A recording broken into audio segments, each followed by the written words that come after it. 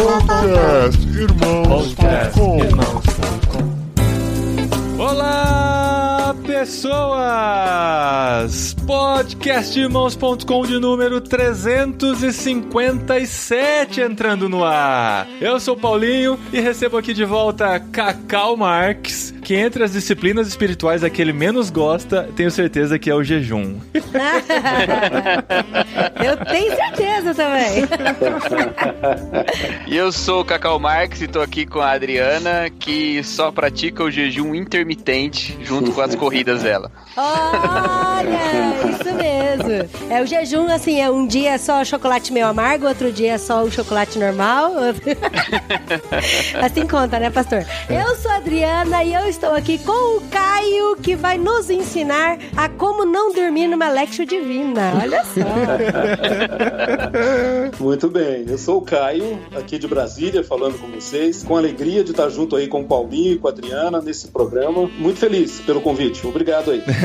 Obrigada. Obrigado, Caio. Caio estreando aqui no podcast é o Caio César Santos, lá de Brasília. Ele é da igreja do Ricardo Barbosa, hoje está sendo aí pastoreado junto com o Tiago Tomé. Então são gente que a gente admira pra caramba. Entrei em contato com o Tiago Tomé e eu falei, quero gravar com você sobre espiritualidade, tá? Ele falou, não, tem um cara aqui que tá fazendo um trabalho muito legal aqui com essa questão das disciplinas espirituais. Então, Caio tá aqui com a gente, seja bem-vindo ao podcastirmãos.com. Tenho certeza de que vai ser uma conversa muito gostosa nesse programa aqui.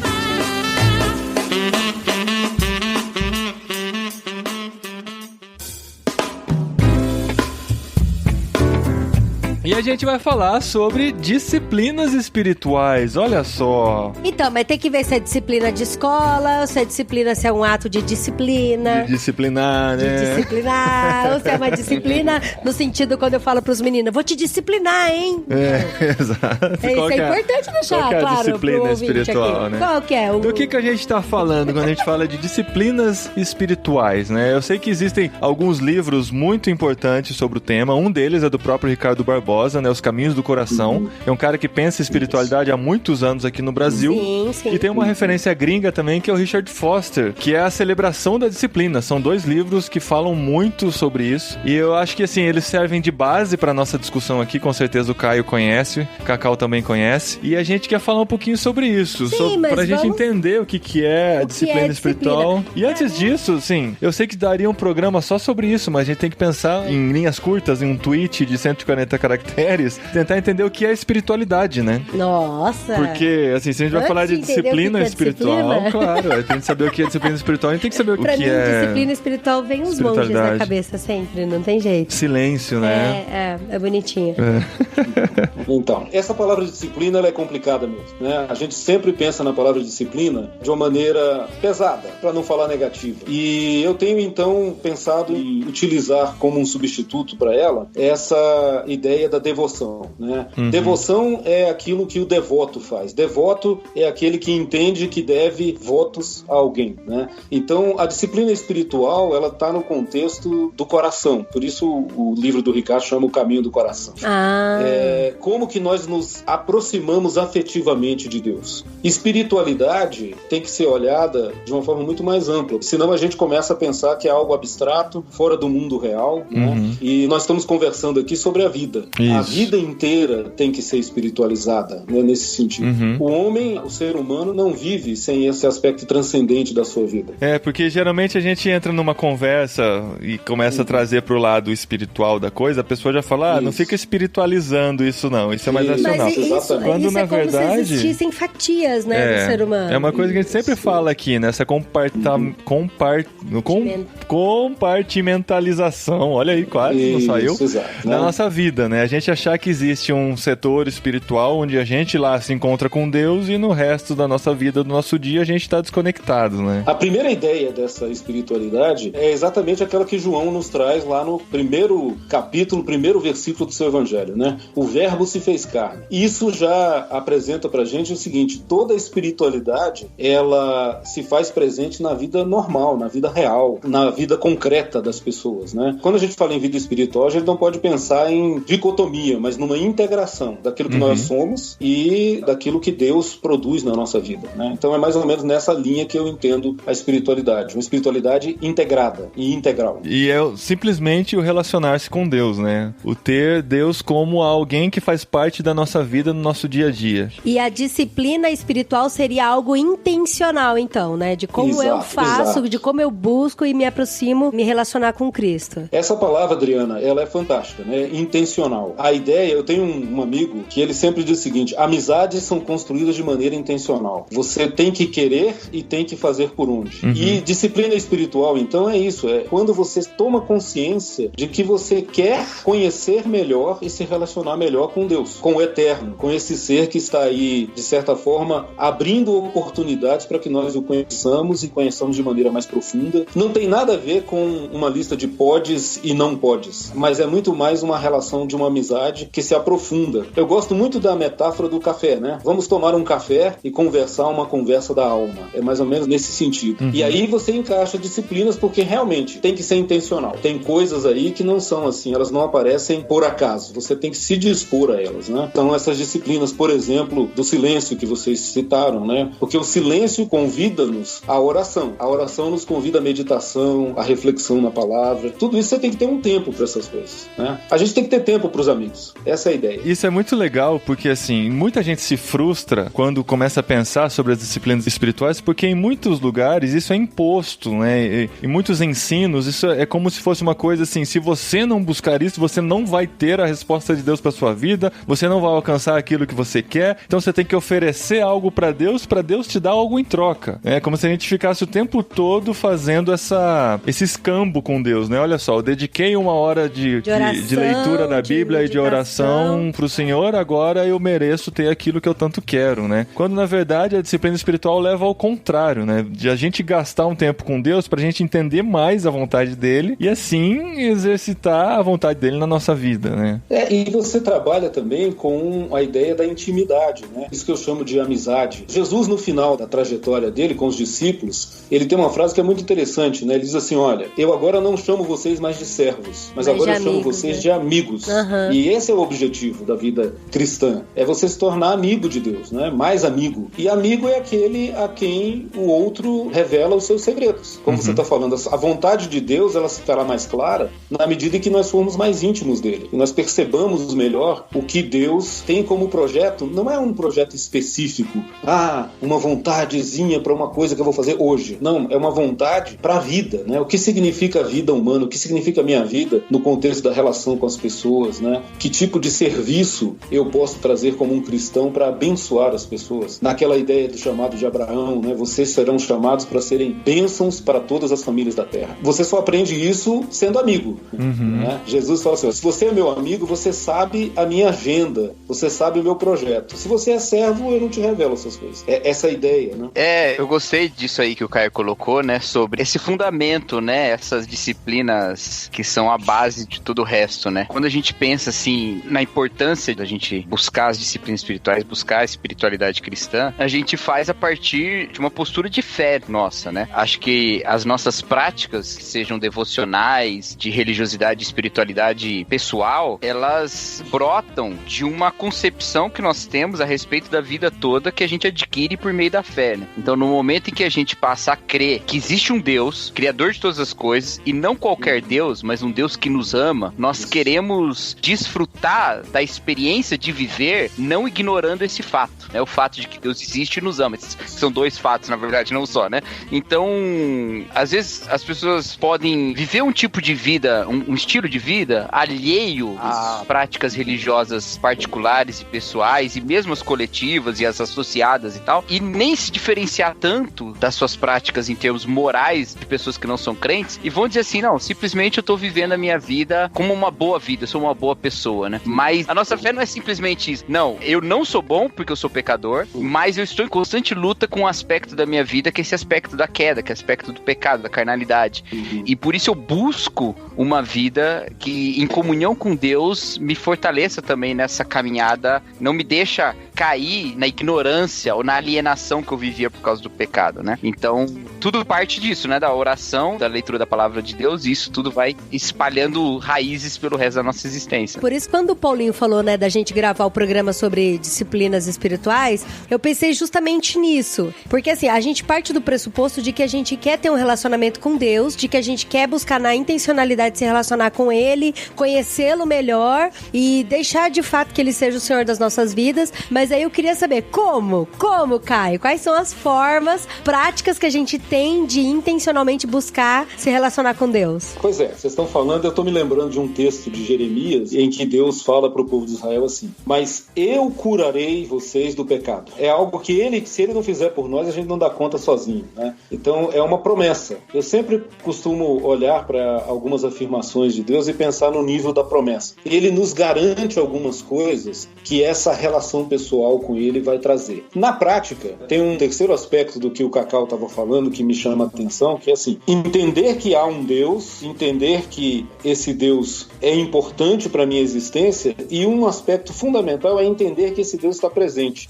que Ele não é aquele Deus distante, ausente, que está só observando para ver quando nós vamos errar para Ele nos castigar, né? Não, Ele é um Deus que está presente na nossa vida, e essa presença, ela precisa ser percebida, ela precisa ser conscientemente, como você usou, Adriana, intencionalmente percebida. Uma das disciplinas mais profundas que a gente pode ter, de maneira muito prática, é acordar todo dia com a lembrança na nossa cabeça de que esse é mais um dia em que eu vou viver na presença de Deus. E quando você começa a ter essa relação, você se aproxima e se torna parecido com Jesus, né? Jesus era aquele homem, né, enquanto vivendo na Terra, que não dispensava de maneira nenhuma um tempo com o Pai, né? Às vezes a confusão era imensa. Eu costumo brincar que tem uma cena em Marcos em que Pedro chega, Jesus passa o dia inteiro curando as pessoas, fazendo milagre, e Pedro chega no final do dia assim: Senhor, nós vamos ter que distribuir umas fichas aí, umas senhas, porque a multidão tá enorme. Tá muito cheia, né? Jesus diz assim: Pedro, desculpa aí, mas você se vira com a multidão que agora eu vou sair para conversar com o Pai. E ele sai. E ele vai. Então, esse senso de prioridade que você tem que ter com essa relação com Deus, né? E isso é pessoal. Isso você não herda do papai, da mamãe, não, entendeu? Não. Ou você tem, ou você não tem. Isso é disciplina espiritual, né? É você ter essas percepções pessoais e um encontro pessoal com Deus. O grande barato desse negócio, a grande novidade disso tudo, é você saber o seguinte: é que quanto mais você se dispõe a essa relação, mais Ele tem prazer em estar com você. Deus não nega a sua presença, né? A presença dele é real. E a gente pode criar alguns, talvez vou usar uma palavra bem errada, mas alguns gadgets assim pra gente lembrar disso, né? Dispositivos. Porque, por exemplo, sim, eu tenho que me policiar demais com relação a redes sociais e celular. Então, uma coisa que eu já falei assim várias vezes aqui no programa, que eu faço intencionalmente mesmo, é quando eu acordo, eu deixo meu celular embaixo da cama. Porque aí eu levanto, aí eu vou fazer o café, o Paulinho, aí eu vou tomar café, sento na mesa, aí eu tenho meu tempo com Deus. Porque se eu pego meu celular debaixo da cama, aí já era. Aí eu entro no Twitter, no Instagram, entro em vários lugares. Então, pra mim, esse é o meu dispositivo, sabe? A minha rota de fuga pra eu saber que ali eu tô errando se eu pegar o celular. Hoje essa coisa da rede social e das mídias e da tecnologia, elas são um grande desafio, né? Porque até mesmo a turma mais jovem, eles já entram num mundo que tá dominado por essas coisas. E a gente não pode ser ingênuo de dizer assim, não pode, não pode. Não é esse o aspecto. O aspecto é aquilo que enche o nosso coração, sim, e a nossa disciplina pessoal de dizer assim, há tempo para todas as coisas. Vai ter tempo, sim. Vai ter tempo para tudo. Para meu lazer, para minha diversão, para eu encontrar meus amigos. Agora, eu preciso ter um tempo para Deus. E quando eu me conscientizo disso, eu crio esse tempo, né? Sim, então, sim, isso que você faz é, na prática, um processo de, vamos chamar, jejum, né? É um jejum de algo que é muito importante para você. Houve uma época que você precisava fazer jejum de televisão. Alguém deve precisar fazer jejum de série. Alguém deve precisar fazer jejum de Facebook, de lazer, seja do que for. Essas práticas dizem para Deus o seguinte: olha, eu me importo com o que o Senhor tem para me falar. Eu tenho um tempo para você. E isso quebra um problema da oração, que é aquela oração que só pede, né? Você só recorre a Deus quando você está em apuros ou querendo muito alguma coisa. Pode.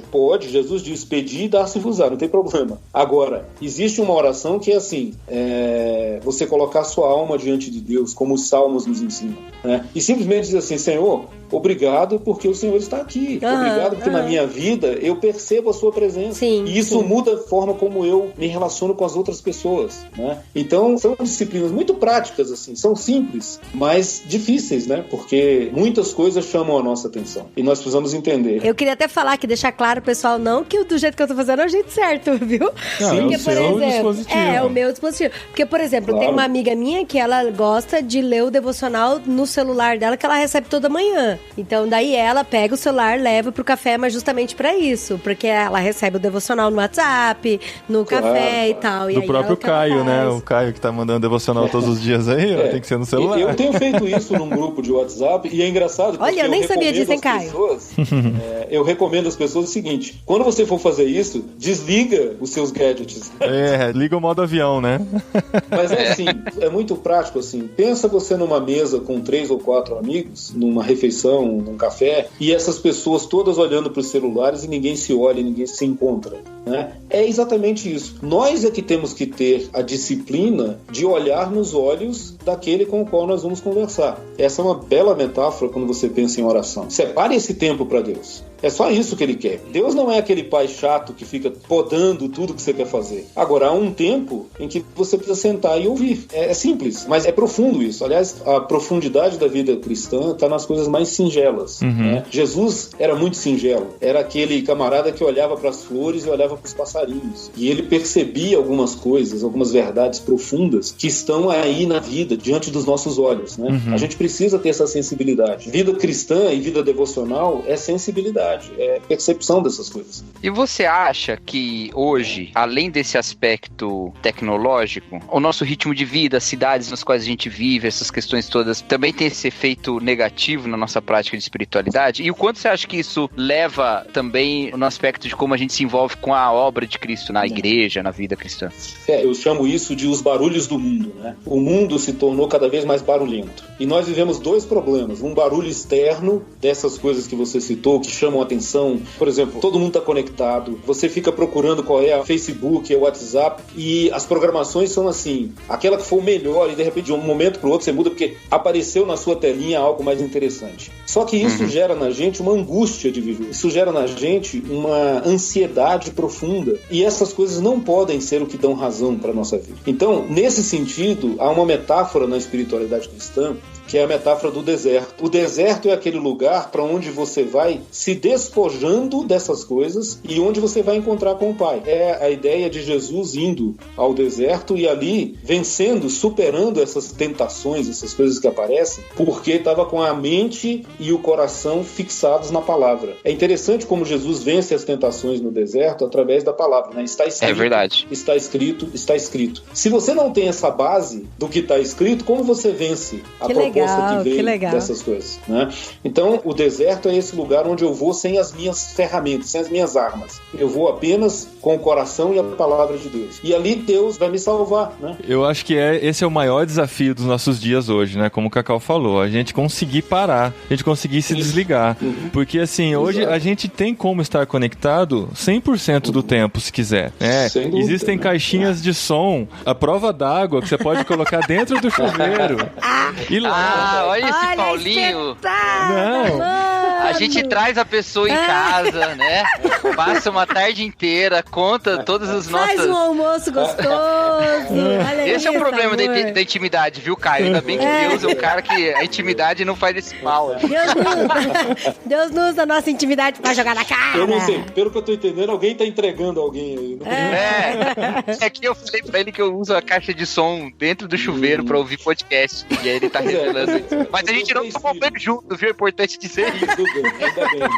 Ainda bem que é só com a caixa, né? Muito importante, é muito importante. Não, eu tenho essa caixinha de som à prova d'água também, mas é verdade, gente. É muito difícil a gente desconectar e se a gente quiser, a gente consegue ficar com a mente ativa em outras coisas o tempo todo. E o maior desafio, quando a gente procura esse momento silencioso, é conseguir se desligar mesmo, a mente se desligar. Porque a nossa mente, eu acredito assim, isso é comprovado até cientificamente, né? Mas a gente hoje tem uma mente muito mais ativa, muito mais conectada, assim, com o mundo o tempo todo, Hoje, do que se 50 anos atrás. 50 anos atrás, as informações que as pessoas tinham era a partir de um jornal, a partir de uma TV que nem todo mundo tinha dentro de casa, era o rádio e tudo mais, mas assim, era muito limitado. Então acho que os momentos de silêncio e solitude eram muito maiores. Hoje, quando eu tento separar um momento de solitude meu, os barulhos do mundo continuam à minha volta, né? E a minha mente continua conectada. Então, às vezes eu tô lendo um texto, eu preciso ler 2, 3 vezes o mesmo parágrafo para conseguir me conectar com aquilo que o texto está dizendo, né? Porque a nossa mente tá naquele frenesi o tempo todo, né? Eu até brinquei na abertura falando da Lectio Divina, de dormir na Lectio Divina,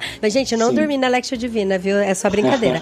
Mas porque, assim, depois eu acho que mais pra frente a gente vai até explicar o que é a Lectio Divina e tal, mas a primeira vez que eu fiz, a gente ia ficar em 15 minutos em silêncio. E, cara, ficar 15 minutos em silêncio E não em grupo, dá né? pra ficar em grupo. Você tá em grupo e em silêncio, né?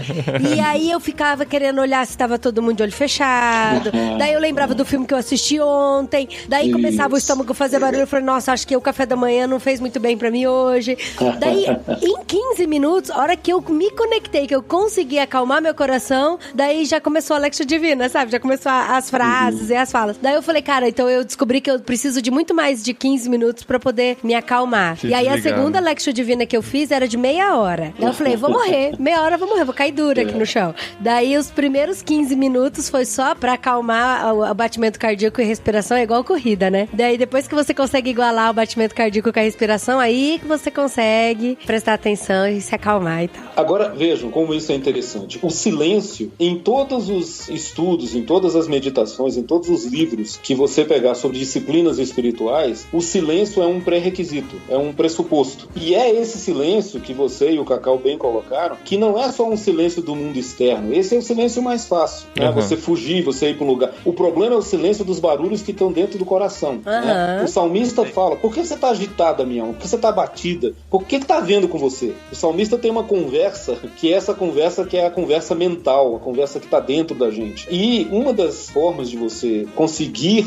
se conectar com Deus nesse aspecto é você superar esse primeiro momento, que é o momento do sofrimento do silêncio. Você bem o descreveu agora há pouco. A Adri é uma das pessoas mais agitadas que você pode conhecer na vida. Eu perguntei pro Thiago Tomé, é possível alguém que tenha déficit de atenção e hiperatividade fazer Lectio Divina? Ele falou que então... Mas isso tem a ver com uma entrega, com uma redição, com uma oferta. Devoto é aquele que devota alguma coisa, né? Devoção é quando você entrega ao Pai algo. É a ideia da mulher, né, do vaso de alabastro. Você tem algo, é precioso para você, mas você está disposta a gastá-lo com o Pai. Então essa ansiedade, ela é ofertada a Deus nessa disciplina do silêncio. E o interessante é que todos os autores, eles dizem isso. Quando você começa a entrar nessa situação de silêncio e esse silêncio acalma o seu coração, aí abre-se uma possibilidade de você ouvir os sons da vida, os sons que Deus tem para você. Olha que lindo. Porque senão a gente está perdido, a gente não consegue realmente sossegar. E aquela metáfora da tempestade, né? Jesus acalma o mar do lado de fora e a cena seguinte é a cena do endemoniado gadareno. Na cena seguinte, Jesus faz com o gadareno o que ele fez com o mar. Olha. Ele diz, sossega, né? Sossegai. E aquele homem, o final do relato da libertação do gadareno, diz assim, e eles o encontraram sentado, vestido, comendo e conversando. Ele era um homem que não falava, que andava nu, que gritava ou urrava como um animal e que agredia as pessoas. O processo para ele, do acalmar da alma, né? Jesus acalma uma tempestade que estava dentro do coração daquele homem. Então esse é o processo do silêncio como disciplina espiritual. O Rubem Amorese conta que há uma pesquisa científica que foi feita em que a pesquisa é exatamente isso que você falou, Adriana. A pessoa tinha que ficar 15 minutos em silêncio numa sala. E aí ela era monitorada. Para resumir, assim, 80% das pessoas não conseguiram ficar mais do que 8 minutos. E as pessoas tinham dor física por causa do silêncio. Mas só para você entender, um negócio absurdo, a angústia. Porque dá uma ansiedade no coração. É isso. Mas, por outro lado, é o caminho, é o início, é o primeiro passo para você conseguir desenvolver uma vida devocional que a gente está chamando aqui de espiritualidade. É muito importante, o silêncio é muito importante.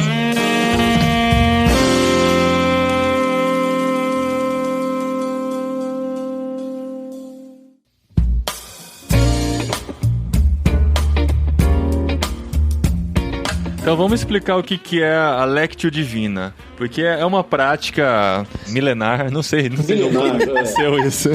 Porque, assim, a questão da meditação, ela é muito conhecida, a meditação oriental, né, dos japoneses, chineses e tal, que na verdade a meditação oriental é a meditação de esvaziamento de mente, né, de você deixar ela totalmente vazia e depois não sei o que você faz com isso. Já a meditação cristã é uma meditação de se conectar com Deus e colocar um conteúdo, é uma meditação com conteúdo, né, não é só um esvaziamento de mente, é um desligar do mundo exterior e dos nossos barulhos interiores e se conectar com Deus. Aí vem a Lectio Divina, que é uma ferramenta que nos ajuda a fazer isso, né? Exato. Essa sua colocação, Paulinho, é perfeita, porque as pessoas no nosso meio, né, cristão, a gente tem um pé atrás com essa história de meditação exatamente por conta da meditação oriental, né, do budismo, essas religiões que enfatizam a meditação como um mecanismo de você se esvaziar dos seus desejos, porque Buda pregava que o homem sofre porque tem desejos, então se ele se esvaziar dos desejos, ele para de sofrer e entra no equilíbrio. O cristianismo é o contrário. O cristianismo diz assim: aprofunde os seus desejos para que você entenda os desejos que Deus plantou no seu coração. Mas só tem uma forma de você fazer isso, é através da palavra. A palavra cria,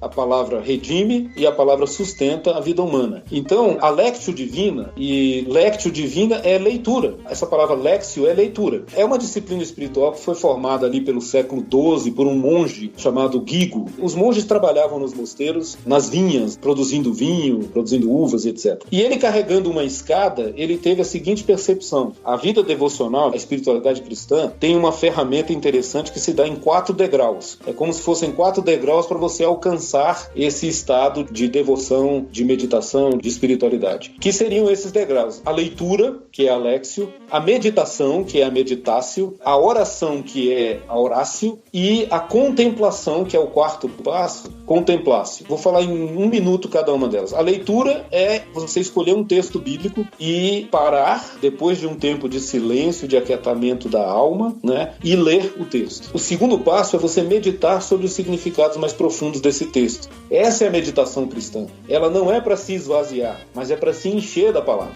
É para entender o que a palavra tem para você. E aí, o 3º passo é essa leitura e essa meditação cria no seu coração aquilo que Jesus chama de a oração ideal. Lembra que Jesus diz assim: vocês oram e não recebem porque vocês pedem mal, né? Como pedir bem? Pedir bem quando Deus produz em nós o desejo. Que legal. Né? E aí você começa a pedir aquilo que é da vontade do Pai. Por isso que ela é precedida por uma leitura e por uma meditação na palavra. É a palavra quem cria em nós esse desejo correto. Então esses 3 passos são os passos que nós damos na vida devocional. Eu leio, eu medito e eu oro e coloco a minha alma diante de Deus. E aí o 4º passo, que é a contemplatio, né, a contemplação, os nossos mestres ensinam que ela é o passo de Deus. É aquele momento em que Deus responde com a sua presença e Ele vai dizer pra gente, e aí entra o que o Cacau falou, né, o aspecto da fé. Nós cremos que a Bíblia é a palavra de Deus e é Deus falando para nós. Então tem que ter um momento em que eu tenho que ouvir. E esse momento de ouvir é o momento da contemplação. Eu contemplo a beleza daquilo que Deus tem para mim.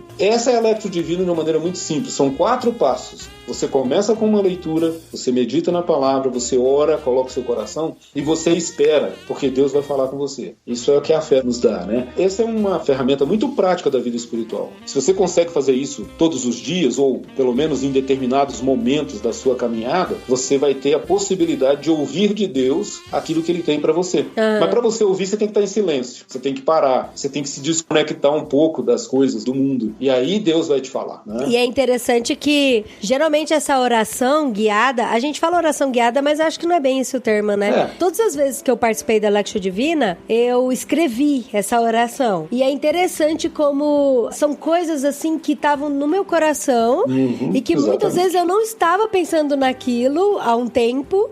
E aí, pela leitura da Bíblia e por ter ficado meia hora em silêncio, e aquilo foi abrindo. E aí, hoje eu leio e eu falo, cara, é muito interessante isso. Como é uma resposta mesmo, né, de Deus nas nossas vidas. Isso. E na prática espiritual da Lexio, né, quando você escreve, você deixa um registro para o futuro, para o seu eu futuro poder mapear a sua vida. Eu costumo dizer que isso é como Jacó, que fazia altares nos grandes grandes eventos da sua jornada, né? Quando ele vê os anjos subindo e descendo a escada do céu, ele diz assim, eu vou fazer um altar aqui porque esse lugar é um lugar especial da minha vida. Então, a gente costuma, na prática da devoção pessoal, da espiritualidade, é bom que você tenha esses registros, né? Como Agostinho, por exemplo, as confissões de Agostinho são os registros dele das experiências que ele tinha com Deus e ficou para nós como um legado, né? Mas para minha vida pessoal fica o registro assim, quem era o Caio de 2018, né? Se eu tenho isso registrado, eu posso voltar lá e isso me ensina a dizer o seguinte, onde eu estava indo mal, se eu melhorei ou se eu continuo preso naquele pecado. E onde eu tive momentos em que Deus falou comigo, eu aprofundo essa percepção todas as vezes que eu volto. Por isso as orações escritas são fundamentais. Cara, mas eu fiquei preocupado agora, viu? Você falou do Agostinho, a gente acabou de fazer o literário, nosso podcast aqui, sobre imitação de Cristo, Tomás de Kempis, que também foi mais ou menos isso, né? Foi uma coletânea dos escritos dele. Eu fico pensando, se acharem meu caderninho depois que eu morrer, o que vai virar, gente? Melhor começar a queimar umas folhas aí. Vai ter vários desenhos de Pokémons novos que você imaginou aí. Sim. Os nossos podcasts já é um pouco isso também. Mas o caderninho é a nossa intimidade, né? É o nosso coração. Ele não deixou eu ler a oração dele, da Lectio Divina, até hoje, Brasil. Ele não deixou. Você acha? Fica querendo, né? Tem que esperar eu morrer pra publicar isso daí. Não dá pra ficar lendo assim, não. Eu posso ler. Deixa eu fazer uma pergunta pra vocês dois. Vocês estão com essa prática aí há quanto tempo, casal? É muito recente e é muito esporádico também. Não é algo que tá na nossa disciplina. A gente participou já de 2 eventos do Vocari, né? Dos nossos retiros do Vocari. A gente se encontra. Aí no último evento foi até o Thiago Tomé que coordenou todas as manhãs a Lectio Divina, assim. E cada manhã foi ficando melhor e tal. A gente foi entendendo mais como é que funciona. E aqui no dia a dia eu não faço ela completa. Eu tenho meu momento de hora silenciosa e tal. Às vezes eu acabo notando algumas coisas, mas a gente não tem esse tempo de 1 hora por dia conseguir separar pra fazer uma Lectio Divina bem feita, né? Pois é. O Osmar Ludovico, que também é um dos mestres da espiritualidade, né? Ele trabalha muito com Alex, mas ele costuma dizer algo que eu acho muito interessante, porque às vezes a gente fica conversando essas coisas e a gente, ao invés de ajudar, cria um peso, né? A pessoa começa a se sentir culpada. Sim, eu não dou conta de fazer todo dia, eu não dou conta de fazer 1 hora. O Osmar fala o seguinte, não tem isso. Faça, não é porque é uma obrigação, não é porque você precisa fazer. Faça porque você tem prazer nisso. Então, se não der, faça 1 vez por semana. Né? O que a gente não pode é não fazer, entendeu? E outra, se não dá pra fazer 1 hora, eu, nesse projeto meu Trilhas da Devoção, eu sugiro às pessoas que façam em 20 minutos a 30 minutos. Porque é um tempo em que você... Eu digo assim, olha, se você gosta de fazer de manhã, acorde meia hora mais cedo. Se você gosta de fazer à noite, pare de fazer coisas meia hora mais cedo e vá fazer a sua devoção. Não precisa ser 1 hora, mas precisa ser um tempo em que você realmente se desconecta. Aí vale jogar o celular embaixo da cama, quem sabe colocar no silencioso e dar uma afastada dele. Sim. Se desconectar dessas coisas. E isso não é um peso. Eu sempre volto à metáfora do café. Quando você sai para tomar um café com um amigo ou com uma amiga, você vai porque você quer. Você vai porque você tá afim de estar junto com essa pessoa. Às vezes você vai obrigado, mas depois você gosta no final das contas, né? Mas é assim que você precisa perceber essa vontade de estar com o Pai. Se a gente não tem isso, gente, a gente precisa começar a questionar. Porque ou nós estamos entendendo o Pai errado, que isso também é um problema sério na vida devocional. Às vezes nós construímos um Deus que não é o Deus Pai de Jesus Cristo. Né? Ou ele é um Deus muito carrasco, ou ele é um Deus muito rigoroso, né? Ou ele é um Papai Noel que só está aí para nos trazer os presentes. E você precisa mudar a sua percepção de quem é Deus. Deus é o Senhor soberano sobre todas as coisas e aquele que nos amou de tal maneira que veio ao nosso encontro na nossa realidade e abriu uma porta, né? Que é Jesus Cristo na cruz. Então, assim, olha de quem que nós estamos falando. Uma ideia interessante para você entender como a gente distorce Deus é a história do profeta Jonas. Jonas é um profeta de Deus e ele entende Deus errado. Ele fica com raiva porque Deus é misericordioso para o povo de Nínive. Ele fica tão zangado que ele foge. E há uma conversa interessante de Deus com Jonas. Deus fala assim, mas Jonas, você acha que é razoável isso que você está falando? São 120 mil pessoas. Se eles se arrependerem, eu vou salvar mesmo. No final, né? No final, que ele fica bravo. Gente, isso é uma coisa tão difícil pra mim pra entender até hoje. Esses dias, meus filhos, eu tô explicando a história pros meninos e eles perguntaram, nossa, mamãe, mas por que o Jonas ficou bravo mesmo assim? Porque daí, nem eu precisava ter ido pra lá, então. Eu sabia que ia perdoar todo mundo. Pra mim, Jonas fica bravo porque ele ainda não entendeu quem é Deus.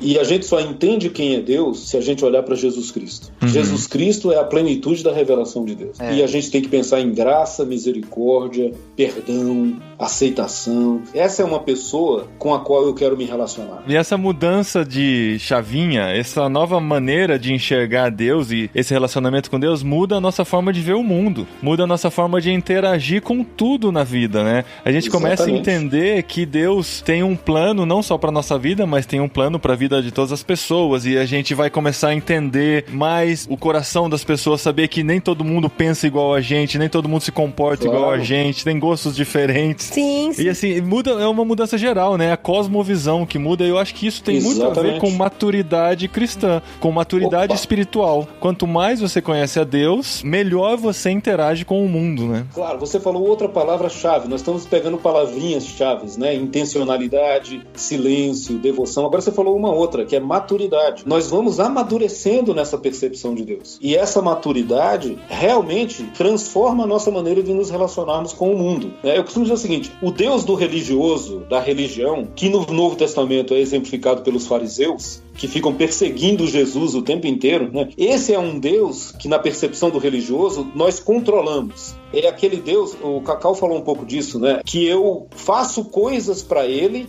que ele se torne meu devedor. Então eu pago dízimo, eu vou à igreja, eu não falo palavrão, eu não faço determinadas coisas, e depois eu olho para Deus e falo assim, olha Deus, eu sou tão bonzinho que você é obrigado a me aceitar e me abençoar. O Deus de Jesus Cristo é aquele Deus para o qual eu me achego e digo assim, Senhor, tem misericórdia de mim, porque eu sou pecador, né? É a parábola do publicano e do fariseu. E aí ele diz assim, a esses eu tenho uma palavra, vinde a mim, vós que estáis cansados, vinde a mim, vós que estáis sobrecarregados, e tomai sobre vocês o meu jugo, que é manso, que é suave. Então é uma relação diferente com Deus. E aí quando eu olho para o outro, eu já não olho julgando o outro, eu olho dizendo o seguinte, cara, eu sou tão pecador quanto ele, né? Eu só tenho o privilégio e a oportunidade de ter conhecido a Jesus.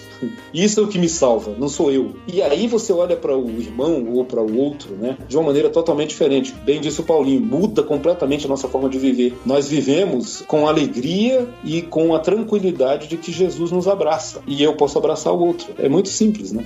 Esses dias eu tava meditando na crucificação e eu tava pensando sobre o breve relacionamento que Jesus teve com os outros 2 crucificados. E os 2 lá, que estavam juntos com Jesus, eles foram condenados por crimes que cometeram. Então eles estavam sofrendo uma consequência de punição por um ato que eles fizeram. E um foi salvo no final. E é interessante que às vezes a gente meio que olha pro ser humano já condenando ele, sem pensar de que ele também tem a salvação de uma punição. E às vezes a gente é muito cruel, sabe? De falar, nossa, mas por que Deus salvou? O cara era condenado. Às vezes ele, sei lá, pode ser que ele era um assassino, um estuprador, um pedófilo, e ali no final Deus deu a redenção pra ele. Como que pode isso, sabe? Eu não aceito isso. E quando a gente vai criando essa maturidade relacional, espiritual com Deus, a gente começa a enxergar o próximo tão pecador quanto a gente, né? Mas isso é difícil, é muito louco. É difícil, mas se você caminha em direção à humildade, a humildade o que é? É o que Jesus chama na primeira bem-aventurança. Ele diz assim, bem-aventurados os pobres de coração, né? Os pobres de espírito. Pobres de espírito, como dizer, não é aquele cara que é espírito de porco, né? Que não só faz coisa errada, não é isso. Pobre de espírito é aquela pessoa que olha para si mesmo e diz assim, eu não dou conta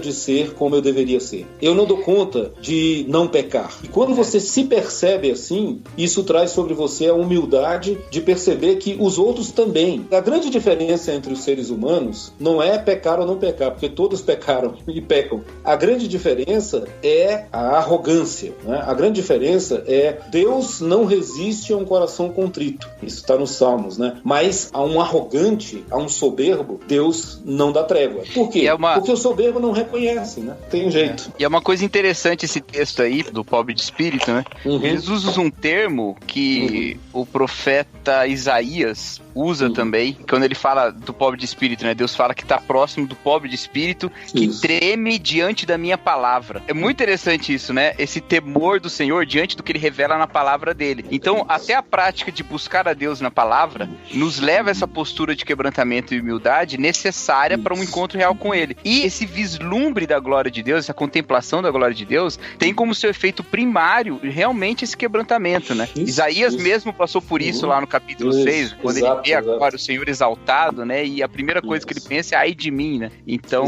se a gente quer encontrar Deus, é nesse caminho aí mesmo, né? E interessante, porque você trouxe uma outra palavra-chave na vida devocional, que é temor, né? O Osmar, ele define temor de uma maneira muito bonita. Ele diz assim: temor e medo são duas coisas completamente diferentes. E todas as vezes que nós nos relacionamos com Deus a partir do medo, isso gera problemas, porque você começa a querer impor medo aos outros também. E aí é aquele discurso, né, do Deus que manda pro inferno, do Deus que vai te castigar e etc. Quando o temor, aí vem a frase do Osmar, diz assim: o temor é um deslumbramento reverente diante daquele que é pura glória. Então, assim, olha que engraçado, eu nunca li essa frase dele, mas eu usava ela em sala de aula também. Pode ser que seja sua, Cacau. Era um sinônimo, mas mas temor é isso. É quando você se vê e você diz assim: é Isaías, né? Ai de mim. Diante dessa beleza, diante dessa glória, ai de mim. Né? E a novidade do Evangelho, né? É que é desse altar de glória que vem uma brasa e purifica os nossos lábios. Então é Deus que nos purifica, né? Diante do nosso quebrantamento. Eu gostei muito da metáfora do deserto, né? Acho que é clássica, né? A gente isso. Mas a gente, às vezes, tem uma abordagem diferente na história da tradição cristã sobre isso, e acho que elas são até complementares, né? Mas uma metáfora que eu uso bastante também para falar sobre exílio, uma metáfora para falar da espiritualidade, uma metáfora bíblica, é a do exílio, né? Eu acho muito interessante o quanto, na Escritura, o povo de Deus está em exílio, né? Está fora da sua terra. Quantas vezes ele está fora, ou às vezes até na sua terra, mas sob o domínio de outros impérios, né?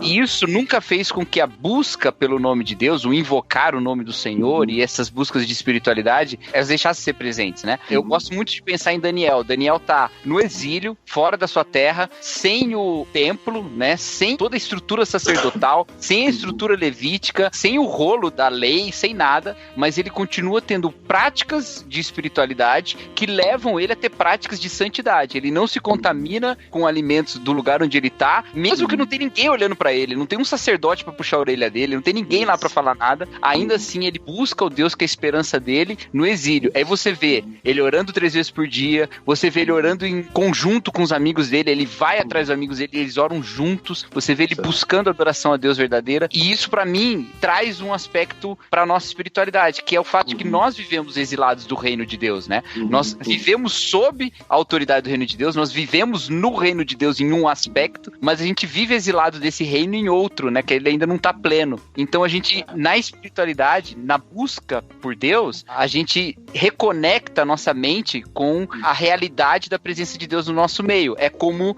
Daniel orando com janelas abertas para Jerusalém. Eu não tô em Jerusalém, eu não tô no reino, eu não tenho autonomia, mas eu olho para lá que a minha esperança é essa concretização. E acho que nisso a gente chega na oração ideal de Jesus, né? Venha a nós o vosso reino. Né? Essa que é a nossa oração, né? Porque nós estamos em exílio. Se você pegar a história do povo de Israel, ele sempre teve um problema com a idolatria. Sempre.